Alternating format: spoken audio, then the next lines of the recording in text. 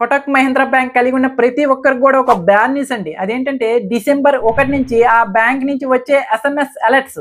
అంటే మనం ఎవరికైనా యూపీఐ ద్వారా అమౌంట్ వేస్తుంటాం, లేదా వేరే వాళ్ళు ఎవరైనా మన అకౌంట్కి అమౌంట్ వేస్తుంటారు, లేదా ఏటీఎంకి వెళ్ళి మనం అమౌంట్ అనేది తీస్తుంటాం. ఈ విధంగా ఎవరైనా వేసేటప్పుడు కానీ తీసేటప్పుడు కానీ మనకి మెసేజ్లు అనేవి వస్తుంటాయి కదా, మీ యొక్క అకౌంట్లో ఇంత క్రెడిట్ అయింది లేదా డెబిట్ అయిందని మెసేజ్లు వస్తుంటాయి కదా.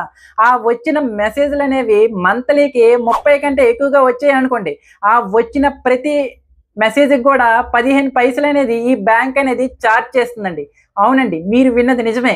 మరి ఈ ఛార్జెస్ పడకుండా ఉండాలంటే ఏం చేయాలంటే, ఆ కోటక్ మహీంద్రా బ్యాంక్ యొక్క సేవింగ్ అకౌంట్ యొక్క కంబైన్డ్ బ్యాలెన్స్ అనేది 10,000 లేదా అంతకంటే ఎక్కువగా మెయింటైన్ చేస్తే ఈ ఛార్జెస్ అనేవి పడవంటండి. అంటే కొంతమందికి డౌట్ రావచ్చు, కంబైన్డ్ బ్యాలెన్స్ ఏంటి అంటే, కంబైన్డ్ బ్యాలెన్స్ అంటే ఆ బ్యాంక్ యొక్క సేవింగ్ అకౌంట్ ప్లస్ ఆ బ్యాంక్లో మీరు ఎఫ్డి అంటే ఫిక్స్డ్ డిపాజిట్ ఏమైనా చేసి ఉన్నారనుకోండి, ఆ ఎఫ్డి ఈ రెండింటిని కలిపే కంబైన్డ్ బ్యాలెన్స్ అంటారు. అంటే మీ సేవింగ్ అకౌంట్ యొక్క monthly average balance plus FD యొక్క బ్యాలెన్స్ కలిపి 10,000 లేదా అంతకంటే ఎక్కువగా ఉంటే ఈ ఛార్జెస్ అనేవి పడవండి.